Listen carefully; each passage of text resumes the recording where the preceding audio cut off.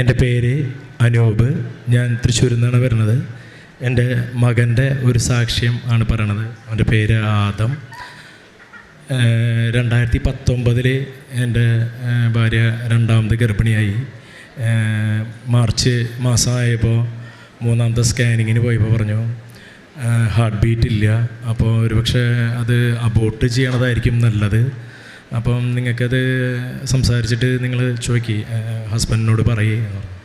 അപ്പോൾ എൻ്റെ വൈഫ് പറഞ്ഞു നമ്മൾ അബോർട്ട് ചെയ്യണ കേസ് എൻ്റെ ഭർത്താവിനോട് ഞാൻ ആൾ സമ്മതിക്കില്ല, നമുക്ക് മുന്നോട്ട് പോവാം, അപ്പോൾ നമുക്ക് നോക്കാം എന്ന് പറഞ്ഞു. അപ്പം അങ്ങനെ നിങ്ങൾക്ക് ഉറപ്പുണ്ടെങ്കിൽ നിങ്ങൾ മുന്നോട്ട് പോക്കോ, കുഴപ്പമില്ല.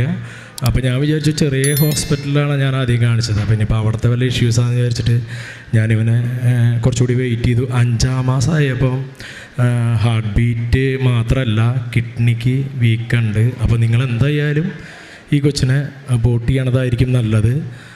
അല്ലെങ്കിൽ എന്താ കുഴപ്പമെന്ന് വെച്ച് കഴിഞ്ഞാൽ ഒരുപാട് പ്രശ്നങ്ങൾ ഉണ്ടാവാൻ സാധ്യതയുണ്ട്. നിങ്ങൾക്ക് താങ്ങാൻ പറ്റില്ല, അത് അത്രയും വലിയ ഇഷ്യൂസ് വരും എന്ന് പറഞ്ഞു. അപ്പോൾ ഞാൻ ആ സമയത്ത് എൻ്റെ മനസ്സിൽ വിചാരിച്ചു അബോർട്ട് ചെയ്യേണ്ട കാര്യത്തിനെക്കുറിച്ച് ഞാൻ ചിന്തിക്കുന്നില്ല, എന്തായാലും മുന്നോട്ട് പോവാം. അങ്ങനെ ഞാൻ 7-ാം മാസമാകുമ്പോഴേക്കും ഒരുപാട് കോംപ്ലിക്കേറ്റഡ് ആയി അവന്. കാരണം എന്താ വെച്ച് കഴിഞ്ഞാൽ കിഡ്നി വീക്കം, പിന്നെ അതുപോലെ തന്നെ ഉള്ളിൽ അയോട്ട എന്ന് പറഞ്ഞ ഒരു സംഭവം അത് ചുരുങ്ങിപ്പോയി. അപ്പോൾ ഡോക്ടർമാർ പറഞ്ഞു, ഏകദേശം ഞാൻ ആ സമയമാകുമ്പോഴേക്കും ഒരു 5ഓളം ഡോക്ടേഴ്സിൻ്റെ അടുത്ത് പോയി അബോർട്ട് ചെയ്യണമെന്ന് പറഞ്ഞപ്പോൾ.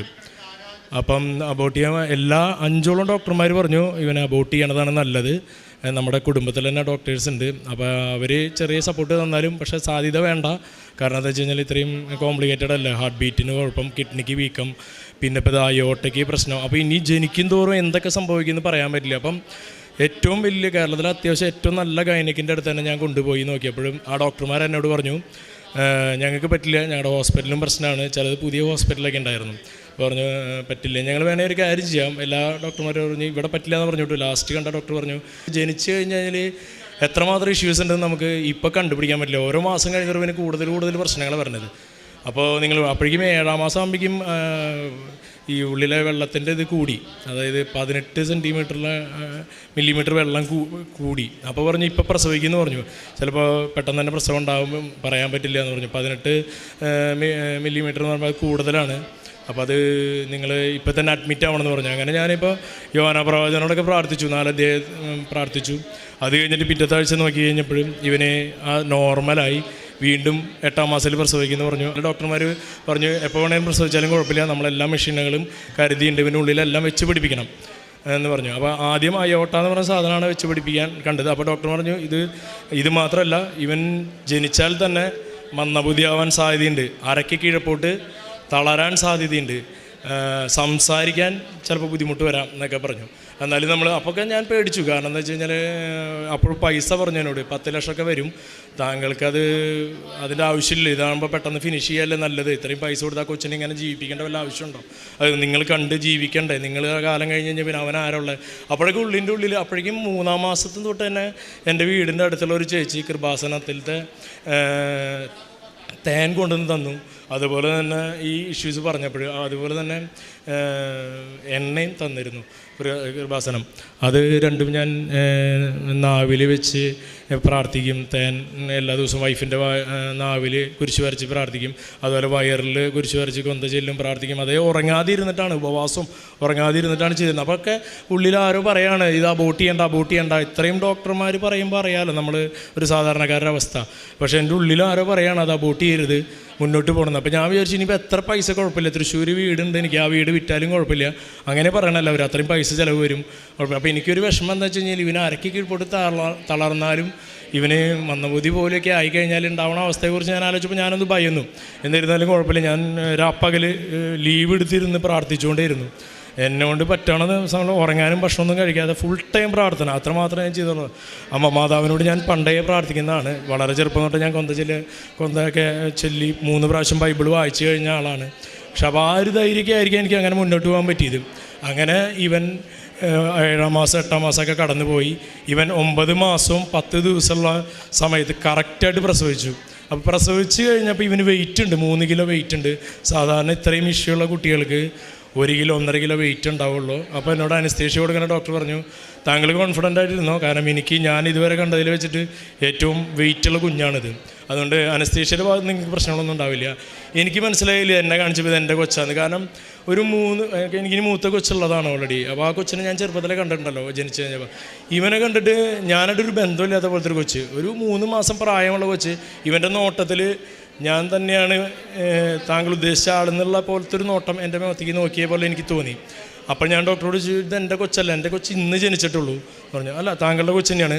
അപ്പോൾ ഈ കൊച്ചിന് ഞാൻ പറഞ്ഞപ്പോൾ ഞാൻ പേടിച്ച് പറിച്ചിരിക്കുകയാണ്, എന്താണ് സംഭവിക്കാൻ പോകണമെന്ന് അറിയാത്തതുകൊണ്ട്. കാരണം ഇവന് അരയ്ക്ക് കീഴ്പോട്ടില്ല, പിന്നെ മറ്റുള്ള പ്രശ്നങ്ങൾ, ഇനി എന്തൊക്കെ ഓപ്പറേഷൻസ് വരും, ഇവൻ എങ്ങനെയാണെന്ന് അറിയില്ല. ഇവനെ കണ്ടപ്പോൾ ഞാൻ പറഞ്ഞു, ഒരിക്കലും ഇതെൻ്റെ കൊച്ചല്ല, കാരണം ഇങ്ങനത്തെ ഒരു കൊച്ച് എനിക്ക് ജനിക്കാൻ സാധ്യതയില്ല, കാരണം അത്ര ഇഷ്ടമുള്ള കൊച്ച്. അങ്ങനെയൊക്കെ പറഞ്ഞിരുന്നു എന്നോട്. ജനിച്ചാൽ കുറച്ച് ദിവസം ഉണ്ടാവുള്ളൂ, എപ്പോൾ വേണമെങ്കിലും എന്തും സംഭവിക്കാം എന്നൊക്കെ പറഞ്ഞു. അങ്ങനെ ഇവനെ ജനിച്ചു. അപ്പോൾ ഡോക്ടർ പറഞ്ഞു, ഇവനെ കണ്ടിട്ട് ഇവന് ഒരു പ്രശ്നമില്ല, ഈ പറഞ്ഞ ഒരു കുഴപ്പങ്ങളും ഇവനില്ല. ഇവൻ്റെ അതുവരെ ഇവൻ്റെ സ്കാൻ ചെയ്തപ്പോഴൊക്കെ പറഞ്ഞു അയോട്ട ചുരുങ്ങിയിരിക്കുക, അപ്പോൾ ജനിച്ച അന്ന് തന്നെ നമുക്ക് ഇവനെ ഓപ്പറേഷനിലേക്ക് മാറ്റണം, മെഷീൻ വെക്കണം, അല്ലെങ്കിൽ അരയ്ക്ക് കീഴ്പ്പെട്ട് പെട്ടെന്ന് കംപ്ലയിൻറ്റ് വരുമെന്ന് പറഞ്ഞു. അങ്ങനെ ആ സ്കാൻ ചെയ്തിട്ട് ഇവനെ ജനിച്ച് ആദ്യം തന്നെ ഞങ്ങളൊന്നും തന്നില്ല, നേരെ സ്കാൻ ചെയ്യാൻ കൊണ്ടുപോയി. ഇപ്പോൾ ഇവന് അങ്ങനെ ഒരു പ്രശ്നമില്ല, നോർമലി ഒരു കുഴപ്പം ഈ കൊച്ചിന് കാണാനില്ല. അപ്പോൾ എനിക്ക് സന്തോഷമായി. തിരിച്ച് ഇവനെ ലിഫ്റ്റ് ഇറക്കി താഴോട്ട് വരുന്ന സമയത്ത് ഇവൻ വായകോടെ ഇങ്ങനെ പത വന്നുകൊണ്ടിരിക്കുക. അപ്പോൾ എനിക്കത് അറിയില്ലല്ലോ എന്താ, ഞാനും അങ്ങനെ കണ്ടിട്ടില്ലല്ലോ. അപ്പം പത വരണാണ്ടപ്പോൾ ഡോക്ടർ പറഞ്ഞു, പെട്ടെന്ന് തന്നെ ഇമ്മീഡിയറ്റ് നമുക്ക് NICU കൊണ്ടുപോകണം, കൊച്ചിനെന്ത് ഇഷ്യൂ ഉണ്ടെന്ന് പറഞ്ഞു. അപ്പോൾ ഞാൻ വരച്ചു, കരഞ്ഞു.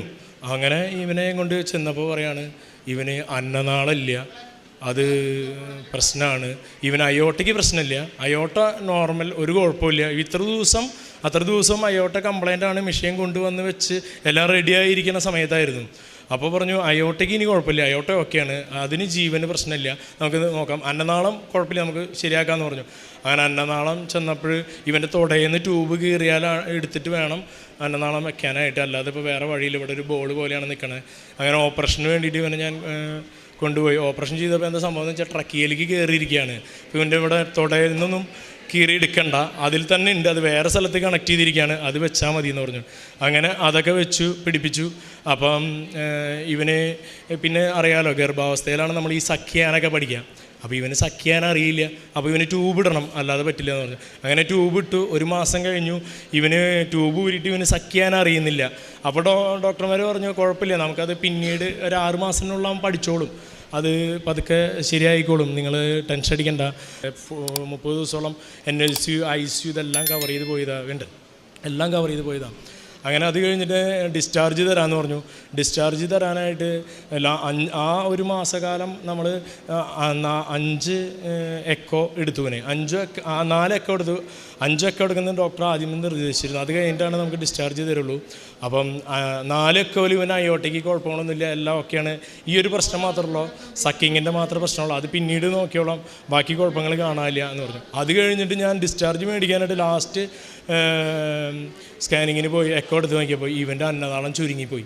അപ്പോൾ ഇവന് നിർബന്ധമായിട്ടും മെഷീൻ വെക്കണമെന്ന് പറഞ്ഞ ഡോക്ടർ ഉണ്ടായിരുന്നു. പുള്ളി എന്നാൽ അമേരിക്കയിലായിരുന്നു. പുള്ളി പറഞ്ഞ് ഇവൻ ജനിച്ചു കഴിഞ്ഞപ്പോൾ തന്നെ പുള്ളിക്ക് സങ്കടമായി, കാരണം ഇവൻ അയോട്ടയ്ക്ക് കംപ്ലൈൻ്റ് ഇല്ലയെന്ന് പറഞ്ഞപ്പോൾ പറഞ്ഞു, ഇതുവരെ ഞാൻ പഠിച്ച എൻ്റെ സയൻസ് എല്ലാം വേസ്റ്റായി. കാരണം എന്ന് വെച്ച് കഴിഞ്ഞാൽ ഇത്ര ദിവസം ജനിക്കുന്നതിൻ്റെ തലേ ദിവസം വരെ അയോട്ടയ്ക്ക് കംപ്ലൈൻ്റ് ഉണ്ടായ കൊച്ചിന് അപ്പോഴും ആളെ ഇവിടെ ഇല്ല, അമേരിക്കയിലാണ്. വിളിച്ചു പറഞ്ഞപ്പോൾ അയാൾ സങ്കടത്തോടുകൂടി പറഞ്ഞു, ഇത് എൻ്റെ സയൻസിന് വിരുദ്ധമായിട്ട് സംഭവിച്ചിരിക്കുകയാണ്, ഞാൻ പഠിച്ചതിന് വിരുദ്ധമായിട്ടാണ് സംഭവിച്ചിരിക്കുന്നത്, അങ്ങനെ ഒരിക്കലും വരാൻ വഴിയില്ല. അത് വേണ്ടി 1 മാസം കഴിഞ്ഞപ്പോൾ ഇവന് അയോട്ടയ്ക്ക് കംപ്ലൈൻ്റ് ആണെന്ന് പറഞ്ഞപ്പോഴാണ് ആ ഡോക്ടർക്ക് സന്തോഷമായത്. കാരണം എന്താ വെച്ചാൽ അയാൾ പറയണത്, എൻ്റെ സന്തോഷം നിങ്ങൾ നോക്കരുത്, കാരണം എന്ന് വെച്ച് കഴിഞ്ഞാൽ ഞാൻ പഠിച്ചതിനെല്ലാം വിപരീതമായിട്ട് സംഭവിച്ചത്, പിന്നെ ഞാൻ ഇത്ര നാൾ പഠിച്ചൊക്കെ വെറുതെ ആയില്ലേ. ഇന്ത്യയിലെ ഏറ്റവും വലിയ ഡോക്ടറാണ് ഈ പറയണത്. പുള്ളി അമേരിക്കയിൽ പോയി പഠിച്ചു വന്ന ഡോക്ടർ, ആദ്യത്തെ കേസും കൂടിയത്. അപ്പോൾ അങ്ങനെ വന്നപ്പോൾ പറഞ്ഞു, അയോട്ടയ്ക്ക് വീണ്ടും പ്രശ്നമുണ്ട്, അടുത്ത ഓപ്പറേഷൻ പെട്ടെന്ന് തന്നെ ചെയ്യണം. പക്ഷെ അതിനേക്കാൾ മുന്നേ ഈ ഡോക്ടർമാരുടെ പ്രശ്നം എന്താണെന്ന് വെച്ച് കഴിഞ്ഞാൽ, ഇവന് ഇത്ര നാൾ കയ്യിനും കാലിനും കുഴപ്പമില്ലാതെ ഈ 1 മാസക്കാലം എങ്ങനെ ജീവിച്ചിരുന്നു എന്നുള്ളതാണ് അവരുടെ ആദ്യത്തെ പ്രശ്നം. നമ്മുടെ കൊച്ചു ജീവിച്ചിരിക്കുമോ മരിക്കുമോ എന്നുള്ളതൊന്നല്ല അവരുടെ പ്രശ്നം, ഇതെങ്ങനെ സംഭവിച്ചു. അങ്ങനെ ഇവൻ്റെ ഫയലുകളൊക്കെ പഠിക്കാനായിട്ട് അവർ കൊണ്ടുപോയി. അത് കഴിഞ്ഞ് ഇവന് ആ 5ാമത്തെ ഇതിൽ പറഞ്ഞു, ഇനിയിപ്പോൾ എന്തായാലും ഓപ്പറേഷൻ ചെയ്യണം പിറ്റേ ദിവസം. അപ്പോൾ വേറെ ഡോക്ടർ, അപ്പോൾ എനിക്ക് ഇവന് അടുത്ത ഓപ്പറേഷൻ താങ്ങാൻ പറ്റില്ല, കാരണം ഇത്രയും ചെറിയ കൊച്ചല്ലേ, ആൻറ്റിബയോട്ടിക് കയറി ഒരുപാട് പ്രശ്നങ്ങളായി നിൽക്കുന്ന സമയം. അപ്പോൾ എന്നോട് ഡോക്ടർ പറഞ്ഞു, പേടിക്കണ്ട, ഇവനെ ഞാൻ ശരിയാക്കി എടുക്കാൻ പറ്റും, എനിക്ക് കോൺഫിഡൻസ് ഉണ്ട്. അതൊരു ഈശോ പോലത്തെ ഒരാൾ, ഞാൻ പോയി കാണുമ്പോൾ ഡോക്ടറാന്ന് പറഞ്ഞിട്ട് ഞാൻ പോയി കാണുന്നത്, പക്ഷേ എനിക്ക് നോക്കുമ്പോൾ ഈശോ നിൽക്കണ പോലെ ഫീൽ ചെയ്തു ആളുടെ സംസാരത്തിൽ നിന്ന്. എനിക്ക് ഭയങ്കര ശക്തി കിട്ടി. അങ്ങനെ ഇവനെ ഓപ്പറേഷന് കൊണ്ടുപോയി. ഓപ്പറേഷൻ കഴിഞ്ഞ് പിന്നുണ്ടായ സംഭവങ്ങളെന്ന് പറഞ്ഞു കഴിഞ്ഞാൽ ഹാർട്ട് ഓപ്പറേഷൻ കഴിഞ്ഞപ്പോൾ ഇവന് ക്ലഫ്റ്റ് ഉണ്ടായി. അതായത് 1 കോടി കുട്ടികൾ ജനിക്കുമ്പോൾ ഉണ്ടാവുന്നൊരു സാധനമാണ് ക്ലഫ്റ്റ്. അതായത് ശ്വാസകോശത്തിൽ നിന്ന് ഇവിടെ ഒരു ഹോള്, അത് തന്നെ അടഞ്ഞു പോകാൻ സാധ്യതയുണ്ട്. അടഞ്ഞു പോയില്ലെങ്കിൽ ഓപ്പറേഷൻ വേണം. അങ്ങനെ ഒരു സംഭവം കണ്ടുപിടിച്ചിട്ടാണ് ഇവന് ഓപ്പറേഷന് കൊണ്ടുപോയി. ഇവന് കുഴപ്പമില്ല എന്ന് പറഞ്ഞ ഡോക്ടർ എന്നെ പെട്ടെന്ന് വിളിച്ചിട്ട് പറഞ്ഞു ഭയങ്കര കോംപ്ലിക്കേറ്റഡ് ആണ്, ഇനി വയറിൽ തുഴയിടണം അല്ലെങ്കിൽ ഇവിടെ തുഴയിടണം, ഇനി അതൊക്കെ കൊച്ചിന് താങ്ങാൻ പറ്റുന്നതല്ല. അപ്പോൾ എനിക്ക് മുന്നോട്ട് പോകാൻ പകുതി ചാൻസ് ഉള്ളൂ, നിങ്ങൾ എന്ത് ചെയ്യണമെന്ന് വെച്ചാൽ. അപ്പോൾ എനിക്ക് അറിയില്ലല്ലോ എന്താ പറയേണ്ടത്. ഞാൻ പറഞ്ഞു നിങ്ങൾ ഡോക്ടർമാർ ഇഷ്ടംപോലെ ചെയ്യും. ഞാൻ വൈഫിനോട് ആരോടും പറയില്ല ഈ കാര്യങ്ങൾ. അങ്ങനെ ഞാൻ ഭയങ്കരമായിട്ട് പ്രാർത്ഥന മാത്രമായിരുന്നു ആ സമയത്ത്. അറിയാലോ, വേറൊരു ചിന്ത ഉണ്ടാവില്ല. നമ്മൾ കൊന്ത ചൊല്ലൽ തന്നെ കൊന്ത ചൊല്ലൽ അത് മാത്രമല്ല അറിയാനുള്ള ആ സമയത്ത്. അങ്ങനെ ഇഷ്ടംപോലെ കൊന്തകൾ ചൊല്ലിക്കൊണ്ടിരിക്കുന്ന സമയത്ത് ഡോക്ടർ വന്നിട്ട് എന്നോട് പറഞ്ഞു ഒരു പ്രശ്നം ഉണ്ടായില്ല, അവന് ഇവിടെ ഓപ്പൺ ചെയ്തിട്ട് ആദ്യത്തെ ഓപ്പറേഷൻ ലെഫ്റ്റിൽ ഓപ്പൺ ചെയ്തു, രണ്ടാമത്തെ ഓപ്പറേഷൻ 1 മാസം കഴിഞ്ഞ് റൈറ്റിൽ ഓപ്പൺ ചെയ്തു. ഈ 2 ഓപ്പൺ ചെയ്തപ്പോഴും ഹോൾ ഇടണ്ട എന്ന് പറഞ്ഞു. പിന്നെ ഇവിടെ കീറണം എന്നൊക്കെ അവർ പറഞ്ഞു, നെഞ്ചുഭാഗം കീറണം എന്നൊക്കെ ആദ്യം പറഞ്ഞിരുന്നത്. പിന്നെ അതൊക്കെ വേണ്ടാന്ന് വെച്ചു. അത് ശരിക്കും ഇവൻ ജനിച്ചപ്പോൾ ഇവൻ്റെ ഉള്ളിലുണ്ടായിരുന്ന എല്ലാവർക്കും ഉള്ള പോലെ നല്ല ഭാഗം എന്ന് പറയുന്നത് ലിവർ മാത്രമേ ഉണ്ടായിരുന്നുള്ളൂ. ഇവർ ICUവിൽ സ്ഥലമില്ലാത്ത കാരണം, അത് പീഡിയാട്രിക് ICUവിൽ സ്ഥലമില്ലാത്ത കാരണം ഇവർ വലിയവരുടെ ICUവിൽ കൊണ്ടിട്ടുണ്ടായിരുന്നു ഇവനെ. കാരണം അവരും ഒരു പ്രത്യേക രീതിയിൽ ഇവനെ കണ്ടിരുന്നത്. അങ്ങനെ അവിടെ ആ നേഴ്സ് ഡോക്ടർ എഴുതിയപ്പോൾ തെറ്റിപ്പോയി. ഇവന് മരുന്ന് ഡോസ് കൂടിപ്പോയപ്പോൾ പറഞ്ഞു ലിവർ ഫങ്ഷൻ കംപ്ലൈൻ്റ് ആവാനുള്ള മരുന്നാണ് തെറ്റി കൊടുത്തത്. ഇനിയിപ്പോൾ നമുക്ക് കാത്തിരിക്കാനേ പറ്റുള്ളൂ. കൊച്ചിൻ്റെ അവസ്ഥ എന്താ അറിയില്ല. സീരിയസ് ആയെന്ന് പറഞ്ഞു കഴിഞ്ഞാൽ കൊച്ച് അവന് ശ്വാസം മുട്ടൽ എല്ലാം കൂടി ലാസ്റ്റ് എന്നോട് പറഞ്ഞു, ഒരു ദിവസം വിളിച്ചിട്ട് എന്നോട് പറഞ്ഞു ഇനി നാളെ ബോഡി ആയിട്ട് വാങ്ങണം, അറിയിക്കേണ്ടവരെ അറിയിച്ചോ, കൊച്ചിന് ഇനി നമുക്ക് കിട്ടൂല. കാരണം 80% വെൻറ്റിലേറ്ററിൻ്റെതായി. അപ്പോൾ ഇവന് ജനിച്ചപ്പോൾ ഉണ്ടായ പ്രശ്നം കൊണ്ടല്ല, ഇവന് തെറ്റി കൊടുത്ത മരുന്നിൻ്റെ പവർ കൂടിയിട്ട് ഇവന് ഇത്രയും കളറുണ്ടായിരുന്ന കൊച്ച് ആ സമയം വരെ ആയപ്പോഴും ഇവന് കറുത്ത കളറായി. അതായത് ഒരു തുണിയിൽ വിട്ടിട്ട് എൻ്റെ അടുത്ത് തന്നപ്പോൾ എനിക്ക് മനസ്സിലായില്ല, ഇത് കൊച്ചാന്ന് മനസ്സിലായില്ല. അതുപോലെ എൻ്റെ വീഡിയോ കാര്യങ്ങളൊക്കെ എൻ്റെ കയ്യിൽ ഇരിപ്പുണ്ട്. അപ്പം ഞാനാ പേടിച്ചു പോയി. അപ്പോൾ ഇനി പറഞ്ഞു ഇതിൻ്റെ രക്ഷയില്ല, ഒപ്പിട്ട് കൊടുക്കാൻ പറഞ്ഞു. രാത്രി 10 പറഞ്ഞു. അപ്പം തന്നെ ഞാൻ രാത്രി 10 ഞാൻ ആദ്യം എൻ്റെ അമ്മേനെ വിളിച്ചു. അമ്മ ഇങ്ങനെ ഒരു സംഭവം ഉണ്ടെന്ന് പറഞ്ഞു. അപ്പോൾ അമ്മ പറഞ്ഞു ഞങ്ങളുടെ ജീവൻ എടുത്താലും കുഴപ്പമില്ല, ഇവൻ്റെ ജീവൻ. അങ്ങനെ പ്രാർത്ഥിച്ചു. അപ്പം തന്നെ പിന്നെ ഞാൻ കൃപാസനത്തിലേക്ക് വിളിച്ചു. കാരണം ഞാൻ ആ പഴയ ഓർമ്മയുണ്ടല്ലോ, എൻ്റെ ഇതിൻ്റെ വായിൽ തേൻ വരച്ചു കൊടുത്തതും പിന്നെ അമ്മയുടെ തൈലം വയറിൽ ഉരിച്ച് വരച്ച് ആ പ്രാർത്ഥന വെച്ച് ഞാൻ അച്ഛനെ വിളിച്ചു. അച്ഛൻ പറഞ്ഞു പ്രാർത്ഥിക്കാമെന്ന് പറഞ്ഞു. അങ്ങനെ എന്നോട് 12 മണിയായപ്പോൾ എന്നോട് പറഞ്ഞു ഞങ്ങൾ വെൻറ്റിലേറ്ററിൽ നിന്ന് ഒരു സ്റ്റെറോയിഡ് കുത്തിവെക്കാൻ പോവാ, 99% കൊച്ച് മരിക്കാനാണ് സാധ്യത, അപ്പോൾ നിങ്ങൾ ഒപ്പിട്ട് തരാൻ പറഞ്ഞു. അപ്പോൾ ഞാൻ പറഞ്ഞു എൻ്റെ മകൻ്റെ മരണത്തിന് ഞാൻ തന്നെ ഒപ്പിട്ട് കൊടുക്കണ ഒരു ഗതികേട്. ആ സമയത്ത് ഇങ്ങനെയൊന്നല്ലായിരുന്നു, എനിക്ക് സംസാരിക്കാനോ ഒന്നിനും പറ്റുന്ന, കയ്യും കാലൊക്കെ വിറച്ചു പോയി, ഒന്നും ഇല്ലാതായി പോയി. ഞാനില്ലാത്ത സമയം വൈഫിനോട് പറയാൻ പറഞ്ഞു. 10:30 എന്നോട് പറഞ്ഞു 12 മണിക്ക് തന്നെ ഒപ്പിട്ട് കൊടുക്കണമെന്ന് പറഞ്ഞു. ഞാനിവിടുന്ന് റൂമിലേക്ക് ഒരു 10 അടിയുള്ളൂ, പക്ഷെ അവിടെ നിന്ന് എനിക്ക് മയിലുകൾ താണ്ടേണ്ട പോലെ തോന്നി, എൻ്റെ ശരീരമെല്ലാം പറഞ്ഞു. അപ്പം ഞാൻ ഈശോയോടും മാതാവിനോടും ഇങ്ങനെ പ്രാർത്ഥിച്ചു. ഞാൻ ചെറുപ്പം തൊട്ട് കൊന്തയും ബൈബിളൊക്കെ വായിക്കണതല്ലേ മാതാവേ, എൻ്റെ ഇതുവരെ 36 വയസ്സിൽ ഞാൻ ഇതുവരെ പ്രാർത്ഥിച്ച ഏതെങ്കിലും ഒരു പ്രാർത്ഥന അങ്ങേക്ക് ഇഷ്ടമായെങ്കിൽ ആ പ്രാർത്ഥന ഇന്ന് എടുക്കണം. ഞാൻ ഇതുവരെ ചെയ്ത ഒരുപാട് നന്മകളിൽ ഏതെങ്കിലും ആത്മാർത്ഥമായിട്ടൊരു നന്മ ഞാൻ ചെയ്തെന്ന് അങ്ങേക്ക് തോന്നുകയാണെങ്കിൽ അതും ഈ സമയത്ത് എൻ്റെ മകന് കൂട്ടായിട്ടിരിക്കണേ എന്ന് വെച്ച് ഞാൻ പ്രാർത്ഥിച്ചു. അപ്പോൾ ഞാൻ പിന്നീട് ഞാൻ ഉപ്പിടാനായിട്ട് വരാൻ പറഞ്ഞിട്ട് എന്നെ രണ്ടാമത് വിളിച്ചപ്പോൾ എനിക്ക് വരാൻ പറ്റുന്നില്ല. വൈഫിനോട് പറയണം, ഞാൻ വൈഫിനോട് പറഞ്ഞു. അപ്പോൾ പറഞ്ഞു ഇനിയിപ്പോൾ നിങ്ങളുടെ കാത്തു നിൽക്കാൻ സമയമില്ല, ഞങ്ങൾ സ്റ്റെറോയിഡ് കുത്തിവെക്കുകയാണ്, 12 മണിക്കാണ് സ്റ്റെറോയിഡ് കുത്തുക, നിങ്ങൾ അറിയിക്കേണ്ടവരെ അറിയിച്ചോ, കാരണം വെച്ചാൽ സാധ്യത ഇല്ലാത്തതുകൊണ്ടാണ് ഞങ്ങൾ അങ്ങനെ പറയണമെന്ന് പറഞ്ഞു. ഞാൻ വൈഫിനോട് ഇങ്ങനെ പതുക്കെ പറഞ്ഞു. ഇതിനിടയിൽ വേറൊരു സംഭവം എന്ന് വെച്ച് കഴിഞ്ഞാൽ ഇവൻ്റെ ജീവൻ രക്ഷിക്കാനായിട്ട് ഈ തൃശ്ശൂർ ഇതൊക്കെ ഉണ്ട്, ചാത്തൻ സേവ കാര്യങ്ങൾ. അവിടെ നിന്ന് ഒരാളെന്നോട് നിരന്തരമായിട്ട് ഒരാഴ്ച മുന്നേ ഇവൻ്റെ 2ാമത്തെ ഓപ്പറേഷൻ കഴിഞ്ഞപ്പോൾ തൊട്ട് പറഞ്ഞു തുടങ്ങി ഇവനെ 8 ലക്ഷം ഉറുപ്പ്യ തരാം, നിങ്ങൾ കൊച്ചിനെ കൊണ്ടുപോകാം. അപ്പോൾ എനിക്കത് അറിയില്ല എന്തിനാ അവർ കൊണ്ടുവരാമെന്ന്. 8 ലക്ഷം ഉറുപ്പ്യ വന്നു കഴിഞ്ഞാൽ 8 ലക്ഷം ഉറുപ്പ്യം തരാം, ഇവനെയും കൊണ്ടുപോകാം, ഞങ്ങൾ ഇവനെ ശരിയാക്കി തരാമെന്ന് പറഞ്ഞു. അപ്പോൾ ഞാൻ ആളോട് ഈ സംഭവം ഉണ്ടാവണേക്കെ ഒരു ദിവസം മുന്നേ പറഞ്ഞു, തലേ ദിവസം പറഞ്ഞു, അതായത് എനിക്ക് പിശാസിൻ്റെ കൊച്ചിനെ വേണ്ട, എനിക്ക് ദൈവത്തിൻ്റെ കൊച്ചനെങ്കിൽ മാത്രമേ എനിക്ക് കിട്ടിയാൽ മതി. ഞാൻ അപ്പൻ്റെ അവസ്ഥ അറിയാലോ ആ സമയത്ത്. അങ്ങനെ ഞാൻ അവരോട് പറഞ്ഞു. അന്ന് അതിപ്പിന്നെ എന്നെ വിളിച്ചിട്ടില്ല അവർ. അതോട് വിളി കഴിഞ്ഞു. പിറ്റേ ദിവസമാണ് ഈ സംഭവം ഉണ്ടാവുന്നത്, കൊച്ചു മരിക്കുമെന്ന് പറയുന്നത്. അപ്പം ഓട്ടോമാറ്റിക്കായിട്ട് എൻ്റെ മനസ്സിൽ തോന്നി ദൈവമേ, ഒരു ഞാൻ ഇത്രയും സ്ട്രോങ് ആയി നിന്ന് ഇത്രയും ഇതായി നിന്ന് ഇത്രയും കാലം ഞാൻ ഉപവസിച്ച് പ്രാർത്ഥിച്ച് ഈ 13-ാമത്തെ ദിവസം തൊട്ട് 3 പ്രാവശ്യം ഓരോ ദിവസവും ഓരോ അധ്യായം വായിച്ച് ബൈബിൾ തീർത്ത് എൻ്റെ ഗതികേട് ഇങ്ങനെയായി. പക്ഷെ അപ്പോഴും എനിക്ക് ദൈവത്തോട് ഞാനൊന്നും പറഞ്ഞില്ല. കാരണം എന്ന് വെച്ച് കഴിഞ്ഞാൽ അത് ശരിയാവുമെന്ന് മാത്രം വിചാരിച്ചു. അങ്ങനെ സ്റ്റെറോയിഡ് കൊടുത്തു. അപ്പോൾ പിന്നെ ഇവർ എന്നോടൊന്നും പറയുന്നില്ല. ഞാൻ എനിക്ക് മനസ്സിലായി കൊച്ചു പോയി, അതുകൊണ്ടാണല്ലോ ഇവർ പറയുന്നത് അതുവരെ ആ പൈസ അടയ്ക്കുക ഈ പൈസ അടയ്ക്കുക, അപ്പോഴേക്കും 10-15 ലക്ഷം അടയ്ക്കണം. നമ്മൾ ഓരോ ഈ സമയത്തും പൈസ അടച്ചാൽ മാത്രമേ ഇവർ ചെയ്യുള്ളൂ കാര്യങ്ങൾ. അതങ്ങനെയാണല്ലോ ഏത് ഹോസ്പിറ്റലാണെങ്കിലും. അങ്ങനെ പിന്നെ എന്നെ വിളിക്കുന്നില്ല. വിളിക്കാതെ ആയി കഴിഞ്ഞപ്പോൾ എനിക്ക് സങ്കടമായി. എൻ്റെ കൊച്ചിന് എന്തോ സംഭവിച്ചു.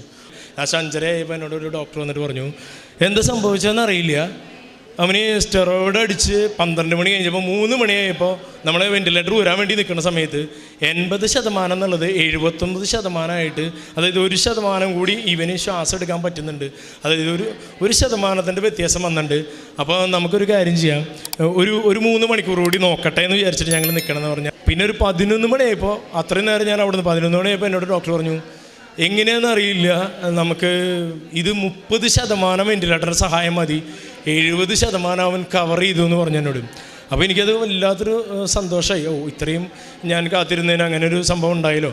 അത് കഴിഞ്ഞിട്ട് പിന്നെ കൊച്ചിനെ എൻ്റെ കയ്യിൽ കൊണ്ടുവന്ന് തരുമ്പോഴാണ് ഈ അവസ്ഥ. അതായത് കൊച്ചിനെ കാണാനില്ല. അപ്പോൾ ഞാൻ വിചാരിച്ചു ഇവർ വെറുതെ പറയായിരിക്കും. കാരണം ഇവനെല്ലാം കഴിഞ്ഞു. അതായത് ഇവന് ഒന്നിനും പറ്റാത്ത അവസ്ഥ. അതായത് ഒരു മോശം പോകുന്ന ഏരിയയൊക്കെ ഇങ്ങനെ തൂങ്ങി കിടക്കായിരുന്നു. അതായത് മനുഷ്യ കുഞ്ഞല്ലാത്തൊരവസ്ഥയിൽ കറുകറുത്ത കളറായിട്ട് എൻ്റെ കയ്യിൽ തന്നു. അതായത് എല്ലാം എണ്ണാൻ പറ്റും നമുക്ക്, എല്ലാ ഭാഗങ്ങളും എണ്ണാം. കണ്ണെല്ലാം പുറത്തേക്ക് പോയി.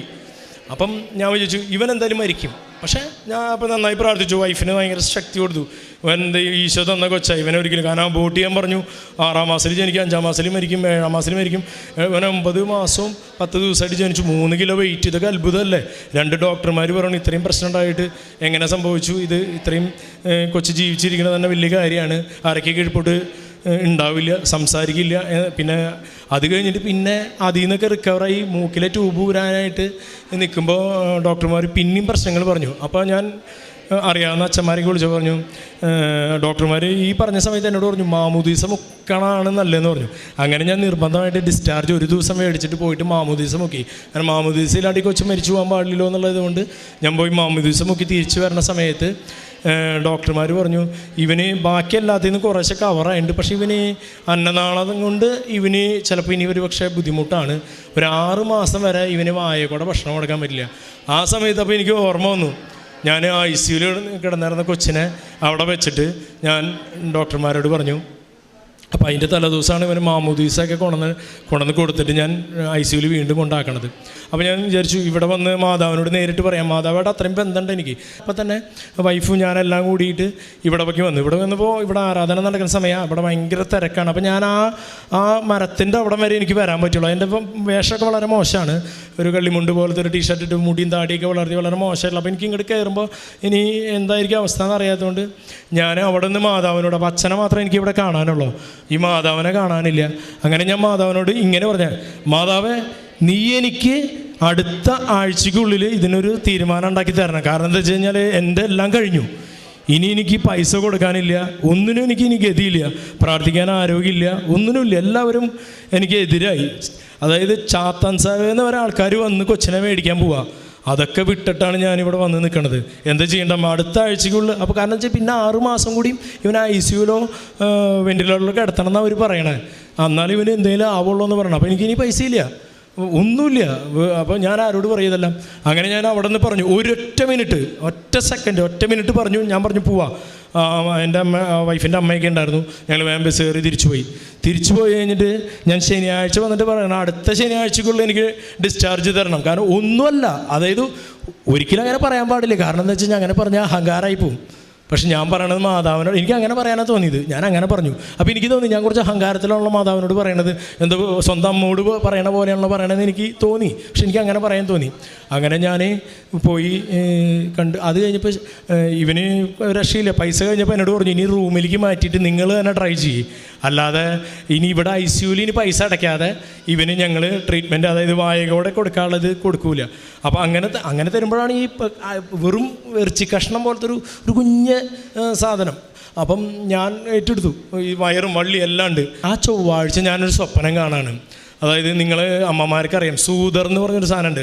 ഈ കുഞ്ഞുങ്ങളിങ്ങനെ കരയാതിരിക്കാനായിട്ട് ഹോസ്പിറ്റലൊക്കെ ജനിച്ച കൊച്ചുങ്ങൾക്ക് കൊടുക്കുന്ന ഒരു സാധനം. അതിനുള്ളിൽ ചെറുതായിട്ട് തേൻ ഉണ്ടാവും ഇത്ര.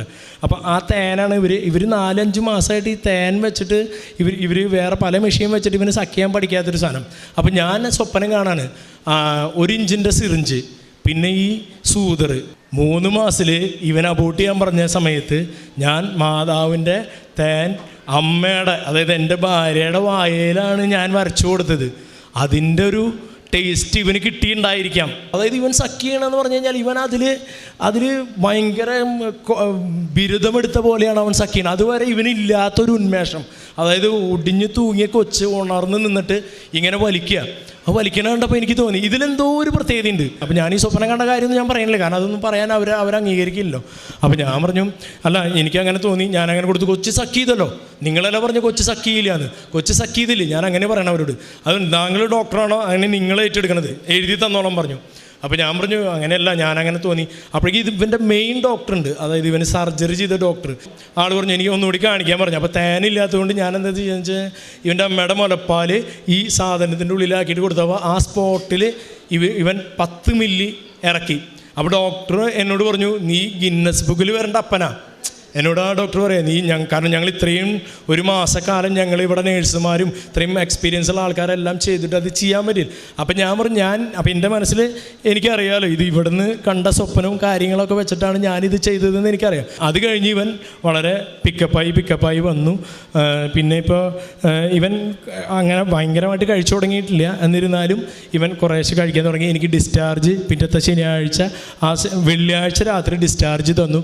ഞാൻ വീട്ടിൽ പോയി, പ്രശ്നങ്ങളൊന്നും ഉണ്ടായില്ല. പിന്നെ അറിയാലോ കൊറോണ കാര്യങ്ങളൊക്കെ ആയിരുന്നു, അതിഭീകരമായിട്ടുള്ള സമയം. കാരണം ഇവന് ഇൻഫെക്ഷൻ വരാൻ പാടില്ല.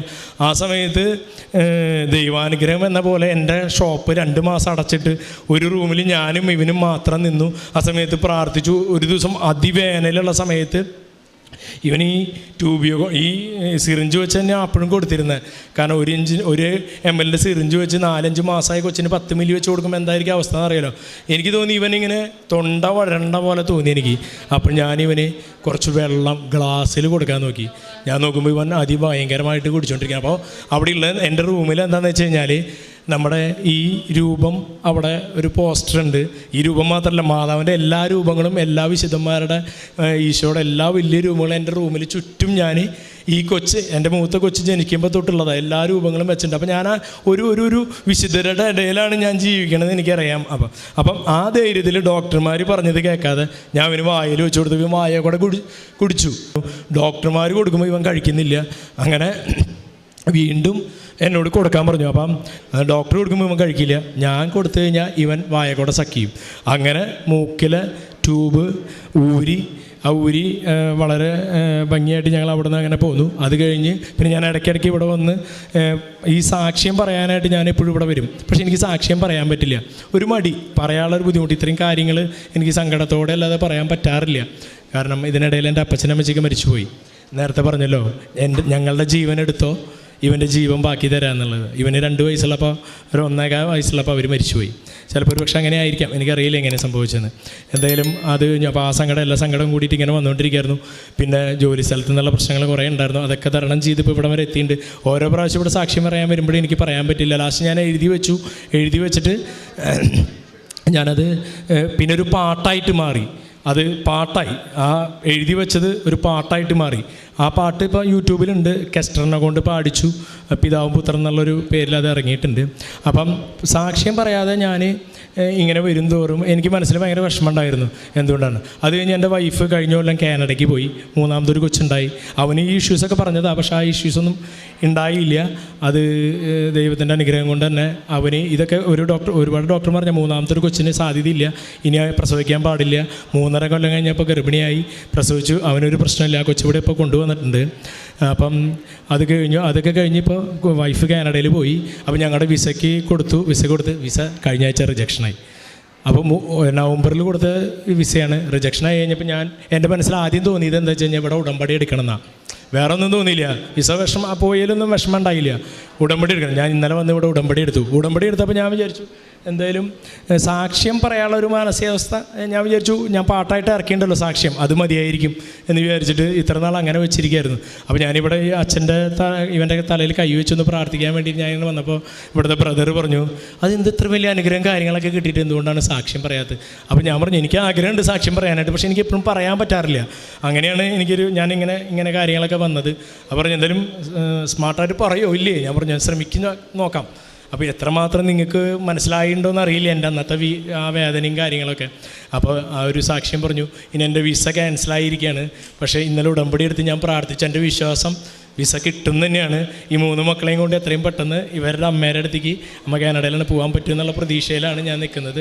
അപ്പോൾ എൻ്റെ ഒരു സാക്ഷ്യം, ഒരു കാര്യം കൂടി ഉണ്ട് ഇതിൽ. ഏറ്റവും വലിയ സാക്ഷ്യം എന്ന് പറഞ്ഞാൽ ഞാൻ അബോർട്ട് ചെയ്തില്ല എന്നുള്ളതാണ് എൻ്റേത്. അപ്പോൾ എന്നോട് പലരും പറയേ, നീ ഈ കൊച്ചിനെ ഭയങ്കരമായിട്ട് രക്ഷിച്ചിരുന്നു. അപ്പോൾ ഞാൻ പറയണമെന്ന് വെച്ച് കഴിഞ്ഞാൽ, ഇവൻ എന്നെയല്ല രക്ഷിച്ചത്, ഞാൻ ഇവനെ അല്ലല്ലോ രക്ഷിച്ചത്. കാരണം ഇവനിങ്ങനെ ആയതുകൊണ്ടാണ് ഞാൻ ഈശോയും മാതാവിലേക്കും അല്ലെങ്കിൽ ഇങ്ങനെ ഇവിടെ വന്ന് നിൽക്കാനൊക്കെ എനിക്ക് അവസരം കിട്ടിയത്. ഞാൻ കൂടുതൽ ദൈവത്തെ അല്ലെങ്കിൽ മാതാവിനോടൊക്കെ ഭയങ്കരമായിട്ട് പ്രാർത്ഥിക്കുക. ഞാൻ ഈശോയോട് പ്രാർത്ഥിക്കണൊക്കെ കൂടുതലും മാതാവിനോടെ ചെറുപ്പം തൊട്ട് പ്രാർത്ഥിക്കുക. അതുകൊണ്ട് എല്ലാം ഉയർച്ചകളാണ് ഉണ്ടായിട്ടുള്ളത്. പിന്നെ ഇങ്ങനെയുള്ള സാഹചര്യം വന്നപ്പോഴും അപ്പോൾ ധൈര്യം കിട്ടിയതും ഈ മാതാവിൻ്റെ ഭയങ്കരമായിട്ടുള്ള അനുഗ്രഹമാണ് എന്ന് ഞാൻ വിശ്വസിക്കുകയാണ്. ഇപ്പോഴും ഞാൻ വിശ്വസിക്കുന്നത് എങ്ങനെയാണ്, ഈ വിസ ക്യാൻസലാവാൻ ഒരു സാധ്യതയില്ല. കാരണം നമ്മൾ അത്രയും എല്ലാം കയറ്റി വെച്ചിരിക്കുകയാണ്. പക്ഷെ ക്യാൻസലായതിനു ശേഷമാണ് ഞാനിവിടെ ഉടമ്പടി എടുക്കാൻ എൻ്റെ മനസ്സനുവദിച്ചത്. അപ്പം മാതാവിൻ്റെ അനുഗ്രഹം എനിക്ക് എൻ്റെ കുടുംബത്തിനും എല്ലാവർക്കും ഉണ്ടാവട്ടെ. ഈ കൊച്ചിനെ അറിയാലോ, ഇവൻ സംസാരിക്കില്ല, അരക്കി കീഴ്പ്പെട്ട് തളർന്നു പോവും. ഇവന് ഒരുപാട് പ്രശ്നങ്ങൾ പറഞ്ഞിരുന്നു. പക്ഷേ ഇവൻ്റെ കുറുമ്പ് കാരണം ഇവനെ 2-3 സ്കൂളിൽ നിന്ന് തിരിച്ചു കൊണ്ടാക്കിയിരിക്കുക. അപ്പോൾ അത്രയും വികൃതി, അതായത് അത്രയും സ്മാർട്ടാവാൻ അവൻ എല്ലാ കാര്യങ്ങളും പെട്ടെന്ന് മനസ്സിലാവും. പിന്നെ വേറൊരു പ്രത്യേകത എന്താ വെച്ച് കഴിഞ്ഞാൽ, ആരും പറഞ്ഞു കൊടുക്കാതെ തന്നെ ഇവൻ രാത്രിയാകുമ്പോൾ എൻ്റെ അടുത്ത് വരും. അപ്പോൾ അവൻ്റെ കഴുത്തിലൊരു കൊന്ത കിടക്കണണ്ട, ഈ കൊന്ത ഇട്ട് തരണം, കുരിശ് വരയ്ക്കണം.